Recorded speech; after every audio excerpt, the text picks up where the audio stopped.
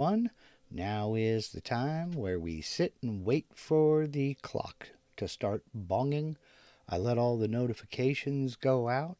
If you're watching this on replay, just go ahead and scrub the little slider until this graphic here goes away. And also, when I start talking about today's topic, I'll go ahead and put a timestamp down in the description where I actually begin talking about today's topic. So, we'll see how that goes when it goes. Right now, we're just waiting for the clock, as I said. And when that clock strikes 12 noon, I'll reach over here, push the button, and say, hey, y'all. Happy Sunday to everybody. Hope everybody's doing well out there. Welcome to, this is live Q&A number 67, I believe. Is it really? Yes, it is. Running a CNC router in colder weather. We'll get into that shortly. First, let's run down the roster here and see who all is joining us. Because since I forgot to put a promotion over on Facebook again until about 10 minutes before I push the button. Let's see, Richard is out there. How are you doing today? He says happy Thanksgiving. Thank you. And I hope everybody in the U.S. here had a happy Thanksgiving on Thursday. Let's see, Jeff over at JMJ Love Dance saying howdy from Arizona. Hoss is saying hey y'all. That's my gig. Dave Kraus and Mr. David Blackburn. Lots of hey y'alls out here. Okay. Stephen Main checking in from Australia. William Stauffer over there in Ohio. Ice Cream 62 from Italy. Kevin Ells down there in South Africa. Good evening. Let's see. Norm Peterson checking in from Reno. Drone Guy 026 rather, excuse me. Let's see, Joe Gonzalez checking in from Texas.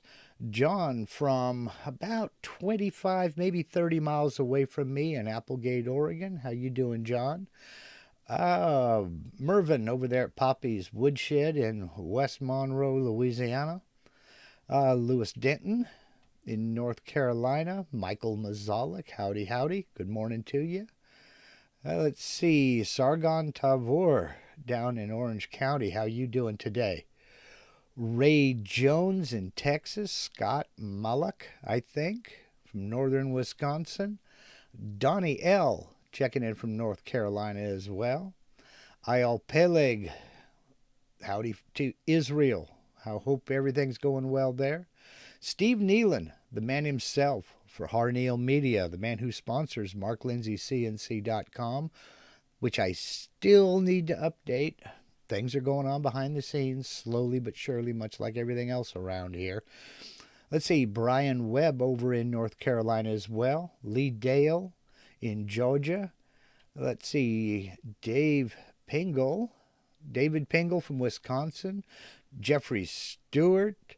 Mark Kulig, how you doing? Greg Snow Crusher saying cold is relevant. Yeah, I think you mean relative. Maybe you mean relevant. Either way, I think you're right. Warren's Corner, how you doing today, Warren? Hope you got your shipment okay. Let's see, Jeff in Connecticut, Woody Wan, how do you do? Marcelo Bayonne from Niagara Falls, Canada. Mr. Dave Gatton, talking about the man, the myth, the legend. There he is, my Obi-Wan. How you doing today, Dave? Barb Aber from northern Michigan, checking in. Greg Sullivan from Ontario. Mike Smith in Florida. Derek Lehman in Wyoming. Wow, Wyoming. Not many CNC router users in Wyoming that I can think of. I think you're the first one I've met. Cool. Stephen Rice in Australia also. RB Woodwork from up the road. Yes, right up the road. Let's see. And where did I leave? It jumped on me. Where did I leave off? There we go. Tom Miller, Paul Stewart, Jill Knight, Jeff Rozak. Okay, you do this to me. Mark Presbazewski. I hope I didn't just tear that up. Mark Presbazewski. I hope not. Scott Malach. Malach. Like in church. Okay. And holy cow, Lewis Denton, thank you very much for the super chat. He says, you are the reason an 82-year-old thinks he can master a new skill that involves technology. My small donation is unrestricted. Take your wife out to dinner. Shh, she's listening in the other room. Lewis, I mean, that's way above and beyond. Thank you very much, sir. I appreciate that. I really, seriously appreciate that. And she will too, as a matter of fact. Romeo Hash from Quebec. And let's see. Okay, Warren, you did get your mug. Cool. Perfect. All right. Okay. Let's see. Welcome aboard, everybody. I really appreciate y'all being here. It's weird. It's wild. And Lewis, thank you. You got this. I mean, if I can learn this stuff, anybody can. 7 years, I'd never been in the same building with a CNC router before. And I've built 3 now, and I'm not an expert by any means. I'm here to learn, and the learning never stops. But if I can do this, anybody can. I'm proof of that. It just takes time, and it takes practice. You just have to want to do it. And, if as you know, you're 82 years old, as you well know, the only way to get good at something is experience, and there's no replacement for it. The only way to get that experience is to just keep doing it. So take the time, and you've got this. I mean, if I can do it, literally anybody can. So thank you once again. So I guess there's not a whole heck of a lot going on behind the scenes here. For those who asked, yes, we did have a nice Thanksgiving. Got to go over to my daughter's house and hang out with family and have a good time. We tend to get together often anyway, so it was fun to be there. It was great to see everybody together, but we're always around each other anyway, so it's kind of like, all right, let's all sit down and eat now. So let's see. Today's topic may seem like a little bit of a cop-out for me, but I've had about 3 or 4 questions come in via email and a couple of private messages. And that was asking if we do anything different when the weather's cold out in the shop. Now, Greg up there in Manitoba is correct when he said cold is relative, in that what is cold to him up in Manitoba is just completely unimaginable for a guy like me. We get temperatures, it'll get down in the teens here, and I'm talking Fahrenheit. We're talking a little bit below 0 Celsius. But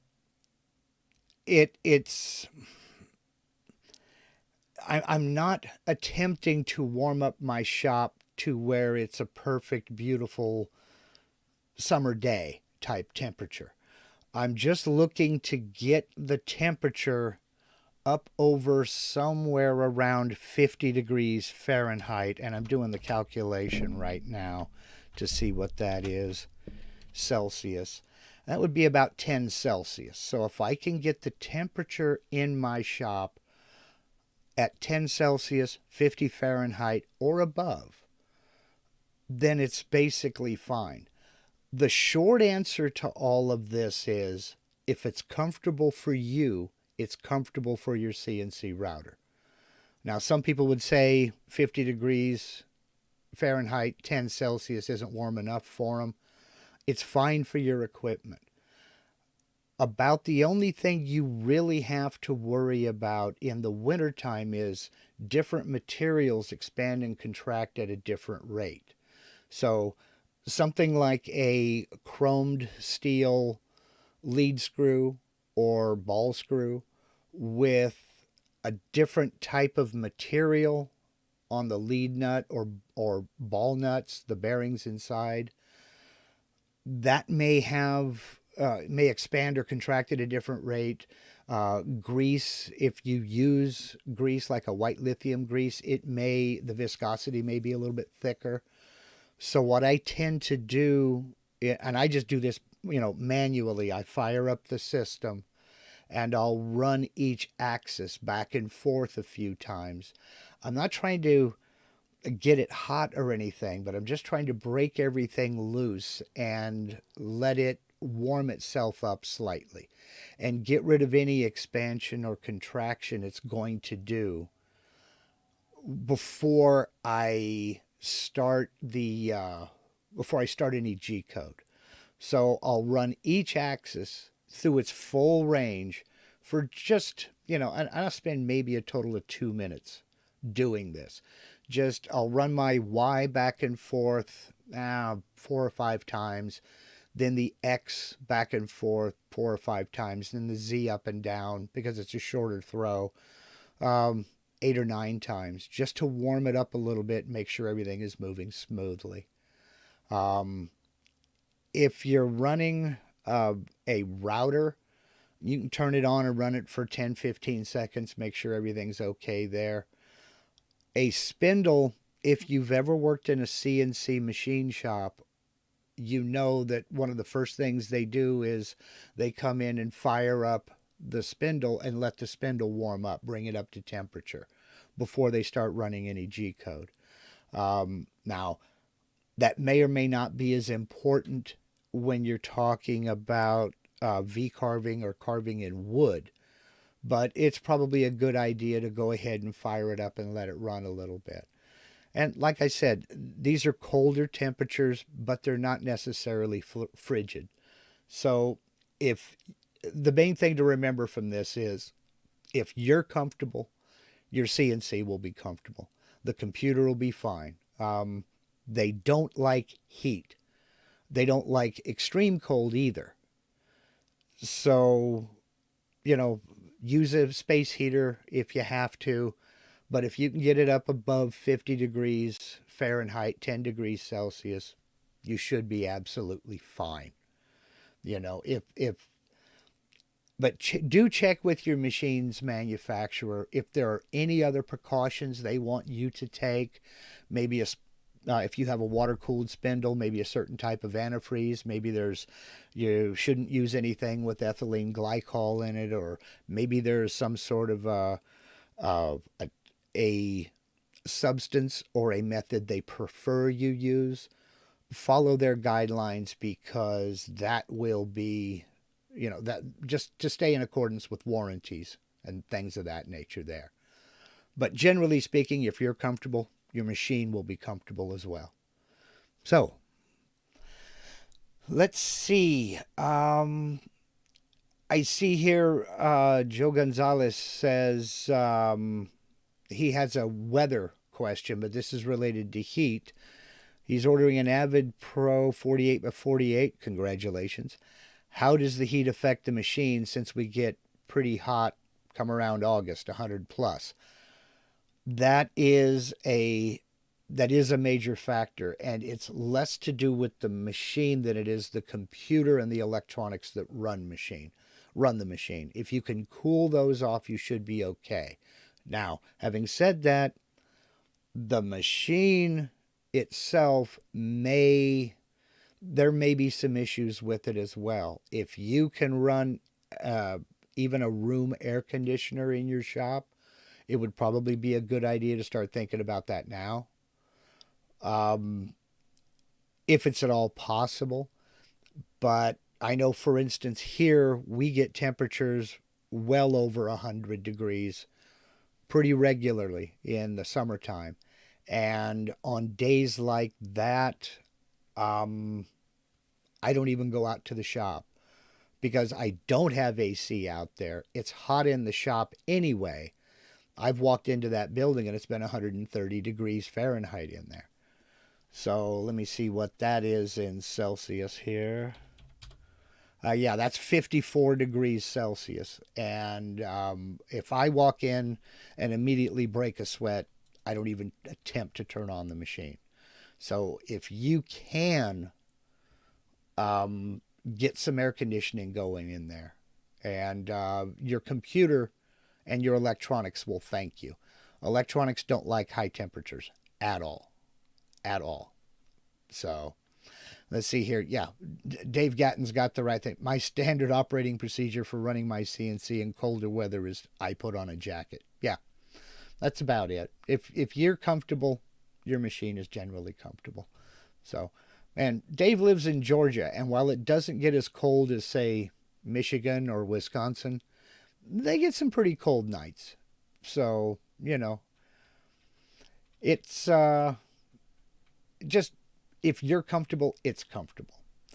Let's see here. We've got some questions from way back up here. Let me scroll up here. I.L. Peleg says he finally opened his machine. It's sitting next to me here. I hope to get it running this week. Well, what are you waiting for? Congratulations. Congratulations. Okay, Jeffrey Stewart has a question here. He says, I set up a job with both photo vcarve and text. When calculating the toolpath for the text, I get 45 open vector errors for the text, even though the toolpath is separate from the photo vcarve. The text is separate from and outside the photo area. Are these two incompatible with each other in the same design file? No, they shouldn't be.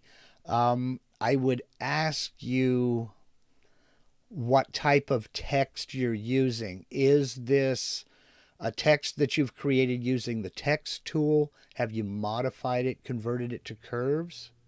Or is this text from a pattern that you got? Maybe it was a frame that had some text in it. I would say basically it's a case of divide and conquer. The first thing I would do would be select all of the text. Let me go ahead and throw something together in Aspire here to show you rather than just trying to talk you through it. Make sure I'm screen sharing. I am. Okay, if you have, my machine's got to load all the fonts and it takes a while because I have quite a few. Come along. If you're using text straight from the text tool up here, you shouldn't have that problem. If you have converted it to curves, join that text. Let's do this. Let's bring it down to 1 inch tall, and I'll just put something in here, not texty, text. All right, close that and F9 to put it in the center. Move and transform, and let's make that bigger so you can see it. Okay, now I'm gonna right click that text and convert to curves. If you have converted to curves and done any kind of modification to it, then what you'll need to do is select it all, come over here to the vector validator and click on that, select your V-carving mode, then search the selected text. What that's going to do is alert you to any zero length spans, any overlaps, or any intersections in the vectors. Now, because this was text I just converted, there are none. There are no intersections or overlaps. If there were intersections or overlaps, this would give me a symbol, a little red square with an equal sign next to it, or a red square with crosshairs in it to show me where I have an overlap or an intersection. I would then fix those overlaps or intersections then close it, then come over here and join those open vectors. Now, right now I have 14 closed vectors, so I don't need to join them. But if the text is separate from the photo vcarve and it's saying that there is open vectors, select all of the text, use your vector validator to fix any issues, then join those vectors. And when you join those vectors, if you still have open vectors after you've done that, come up here and change your tolerance. What I normally do, if I still have open vectors, that just may mean that the gap between one end is too far away from the other end to join. I'll come up here and I'll just remove a 0 from that tolerance and see if the join button lights up. Right now it's grayed out. And then join those vectors. And just keep doing that until all of your vectors are joined. Then try calculating that toolpath. So the photo vcarve, especially if they're completely separate, like if all of this is, let's say, down at the bottom and your photo vcarving is up here, there should be this up here should not create any problems with your text. If there's problems with your text, the problems are with your text, and the photo vcarve should have nothing to do with it. Now, having said that, just need to make sure that you're doing a photo vcarve toolpath for this and a standard vcarve toolpath for the text. This would not be a part of that photo vcarve.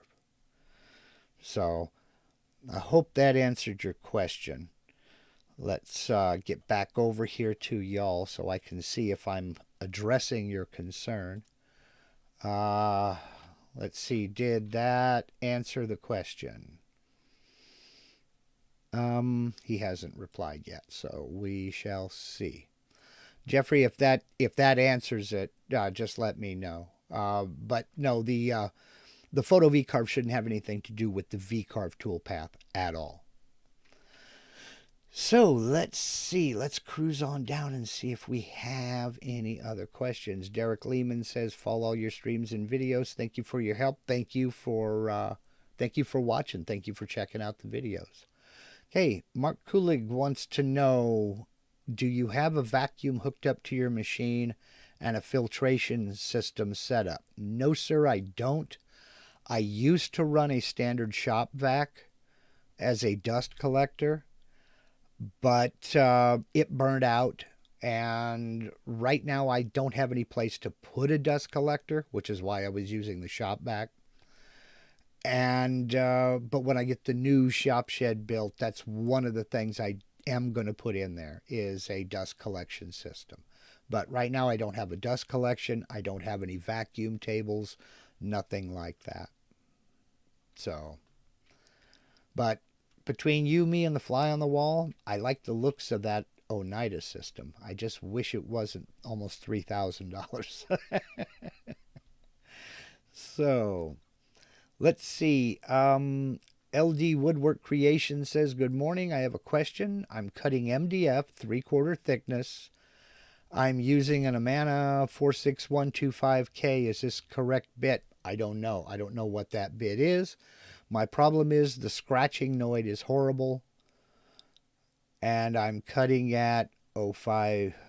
Okay, so not quite 60 thousandths. Let me take a look and see what that bit is. I don't know if it's a ball nose. I don't know if it's a standard end mill. Let's take a look at that. That is a 46125K. That is a Spectra coated upcut bit. That is a 1/8 inch diameter upcut, 2-flute upcut spiral. It would probably have more to do with your feed rate than your depth of cut. It's an 1/8 inch bit. You're running slightly under a 1/16 of an inch per pass. If you're getting the a loud screeching noise, you may be going too fast. What's the quality of the cut? I mean, if you're getting a good quality cut and you're cutting chips and not dust, which is difficult to do in MDF. But, I mean, it's just a loud operation for sure. So, I don't know. You might want to slow it down. Let's see here. Greg Snow Crusher says if your tongue don't stick to the metal parts on your machine, you're good to go. Yeah, more or less. More or less. So, see, Lewis Denton. My first toolpath in VCarve desktop, I select 1/4 inch end mill. When I calculate the toolpath, it's creating multiple toolpaths and adding a 1/4 inch end mill to my database. Get empty toolpath message. Okay.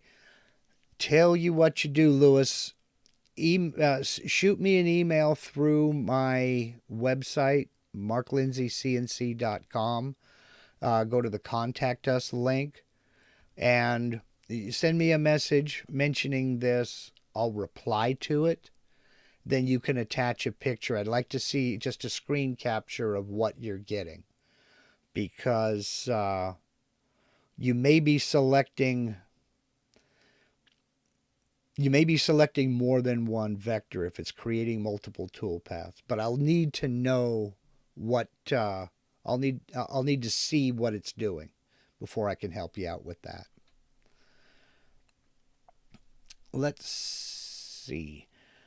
Suicide, okay. Suicidal at times, at all times. Okay. Interesting. What's a good wood to hold detail and not have break off and fuzzies or splintering? And is there a standard chart for feeds and speeds of general materials? The answer to the second question is no. There is not a general chart. That's because every manufacturer's bits are slightly different. Every machine is slightly different. Every machine's capacity and capabilities are slightly different. And every material is wildly different. No two hardwoods are the same.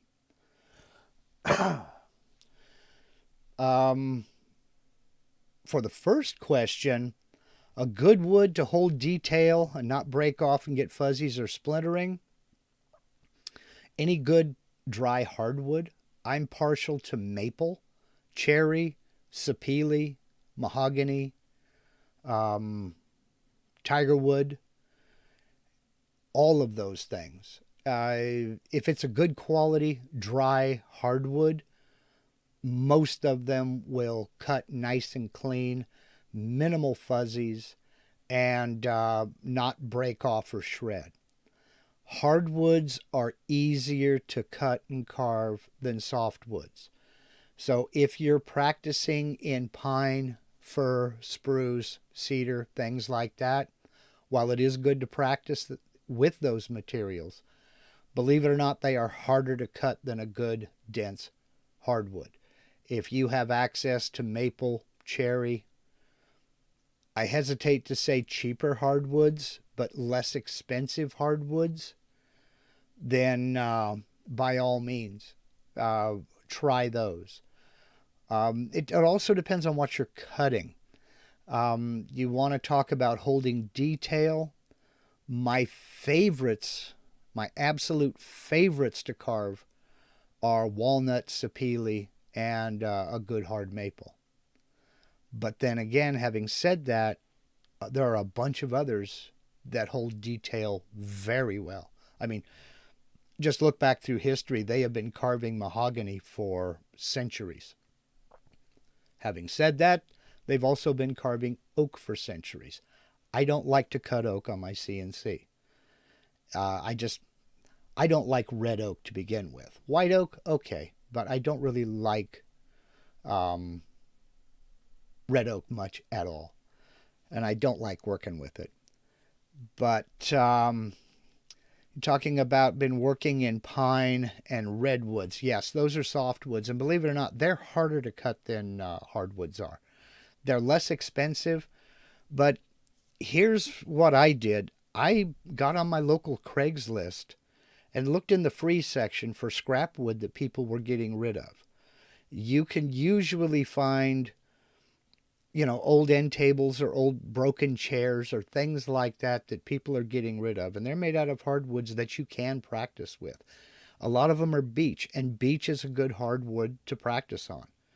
It's not as dense as some other hardwoods are, but also don't discount looking in the materials section of Craigslist and seeing if somebody has a small lot of hardwood flooring.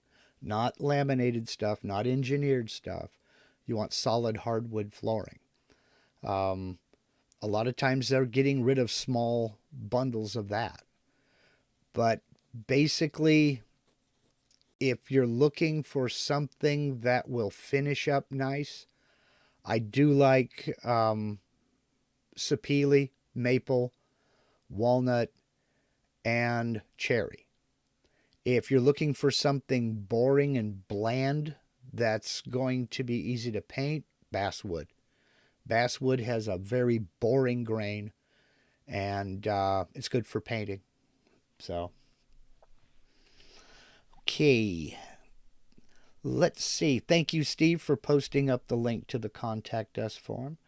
Are there any other questions out there? I know it was a real easy topic to talk about, but if you're not sub-zero temperatures, just heat up your shop until you're relatively comfortable. Then your machine will be comfortable. I'm with you a little bit about liking redwood. I like redwood as well, but the secret that I have found to cutting softwoods is, and it sounds counterproductive, is very slow feed rates and shallow depths of cut. And that may mean you set up another database, a softwood database in your tool database, and slow those speeds way down, those feed rates way down. And I'm not kidding you. When I cut, if I have to cut cedar or something, I'll slow down to like 20 inches per minute. And then I cut real shallow. It makes several passes, but it really reduces the splintering and allows the tool to cut the wood instead of shredding it or ripping it.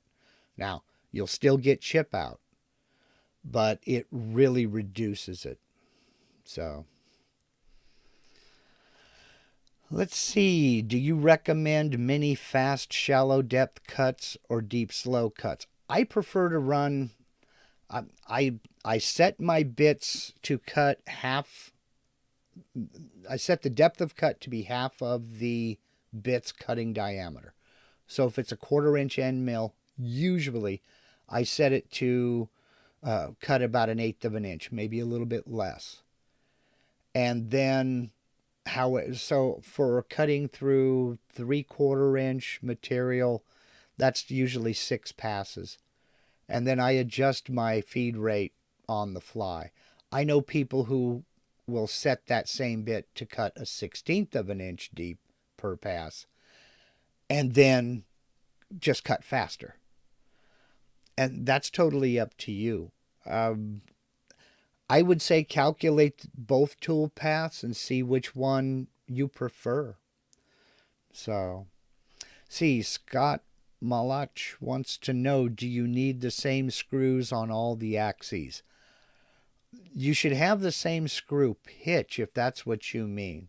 For instance, if on my machine I used 1/2 inch diameter, 10 thread per inch, 5-start lead screw on all of the axes.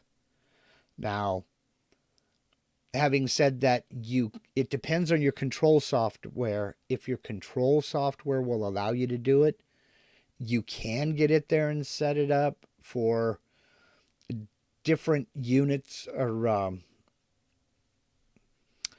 different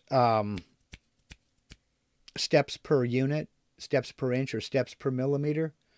But that becomes a pain to set up. You don't have to have the same pitch, but it's a benefit if you do. So let's see. Sargon wants to know, have you worked with Vengai? I don't think I ever have. Let me look what that is. That may be a regional name. I'm not sure. Vengai.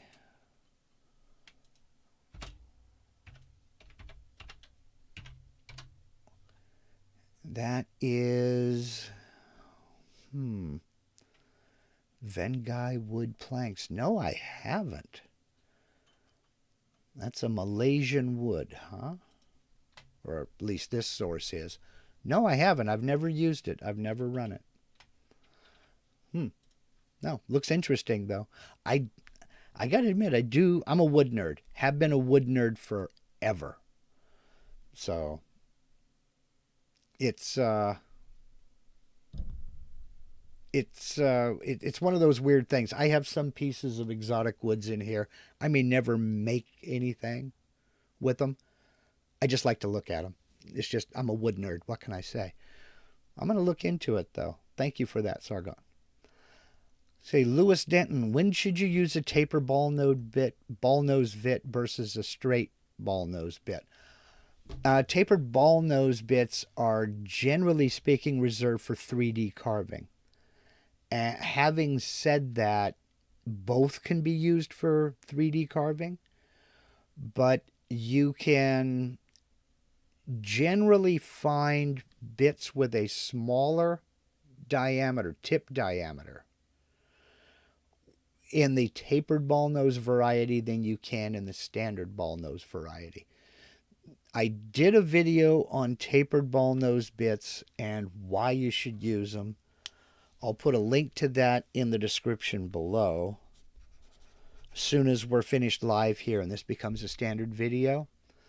But generally speaking, the advantage of a tapered ball nose bit, and this is very simplistic here, just holding up a pencil, is this tapered portion here, while it's cutting through the material, will tend to cut away the edge of the material before that tip gets there. So it just makes sure that there is clearance before that tip gets there. A standard ball nose with a straight shank and just a ball nose bit, you're going to get the same bottom finish. It's just that taper is going to clear away the extra material. Like I say, generally speaking, the tapered ball nose is used for 3D carving. Not exclusively, but generally speaking. And whereas a regular ball nose can be used for 3D carving, but you tend to get more detail with a smaller tip, and a smaller tip on a tapered ball nose is easier to find than a standard ball nose. So, excuse me. Clyde CNC wants to know, how's the workshop coming? It isn't. It's on hold until the spring.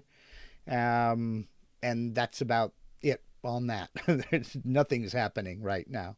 It's just leaves out of the walnut tree in the neighbor's yard are falling all over the pad, and that's about it. I need to go get me a leaf blower and take care of that. Let's see here. Do you need the same screws on all the axes? I think I answered that. Yes, I did. Okay, Warren's Corner. You previously mentioned that you're not a Mach 3 expert, so you wouldn't do videos about Mach 3. Are there specific videos you watch for Mach 3 info? Mach 3 is one of those Mach 3 is one of those programs that is more or less, for me, set it and forget it. I did watch several videos for setting up my CNC router. I have a Gatton CNC, and I'll make a note to myself right now to go over to Dave Gatton's YouTube channel and look for his Gatton CNC build series. He has done several videos on setting up Mach 3, the steps involved for the Gatton CNC, showing the different screens and the settings to use for that, for his system. If you are not using his system, I would not follow his numbers, but those videos will show you what to look for. So you'll need to figure out how many steps per inch or steps per millimeter your machine, how many steps the motor has to take to move an axis 1 inch or 1 millimeter and enter that into one screen. You'll have to enable motors for another screen. There are several video sources out there for running Mach 3, but the overwhelming majority of what you're going to do in Mach 3 is set up your machine, and once you have that info entered, it's probably never going to change unless you add something that needs Mach 3 control, or you change systems or something of that nature. I set up Mach 3 for my machine, and I haven't changed a thing at all in that setup. Once I got it set up, I haven't changed a thing at all. When I got my rotary axis, I created a new Mach 3 profile for that rotary axis, and neither of them have changed at all. Having said that, I use just a tiny fraction of what Mach 3 is capable of doing. I just don't use most of the bells and whistles that Mach 3 can do. I'm not running a 5-axis machine. I'm not running a lathe. I'm not running a plasma cutter. I'm not running a laser with it. I just use a tiny fraction of it. All I use it for is to load G-code and control the router. Follow that G-code and cut out my project. So your best bet for learning about Mach 3 is to go over to the ArtSoft website, look for Mach support. I'll put a link to it in the description. After we get finished live here, go to the Mach support website. They have a users forum, and go into that Mach 3 users forum and just immerse yourself. I mean, that software is more powerful than a lot of people give it credit for, and it can do some, fantastic stuff. I just don't use 99% of what it's capable of doing. I just don't need to. So that would be a good place to start, would be the Mach 3 support website. Lots of tutorials over there. So let's see.